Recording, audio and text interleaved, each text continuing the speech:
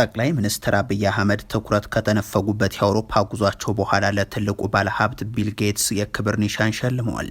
እንዲያም ሆኖ ይህም ትኩረት የሳበላቸው አልሆነም። ጠቅላይ ሚኒስትሩ በአውሮፓ በ7 ሀገራት ሊያደርጉት ያቀዱትን ጉብኝት በ7 ቀናት ውስጥ በ2 ሀገራት መሪዎች ብቻ የተገደበም ትኩረትም ያጡበት ሆኖ የተመለሱበት ነው።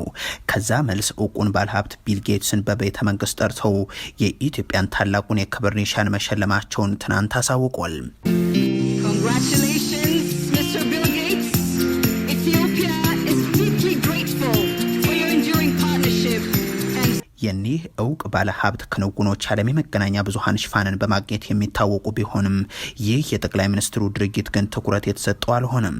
በኢትዮጵያ መሪዎች ዘንድ የውስጥ ተጽዕኖዎች ሲበረቱ በህዝባቸው ላይ ያደረሱት በደልም የዓለም መገለጫ ሲሆን እንዲህ ያሉ ግለሰቦችን እየጠሩ መሸለምን መንግስቱ ኃይለማርያምን በስልጣናቸው የማብቂያ ዘመናት አካባቢ አድርገውት ነበር።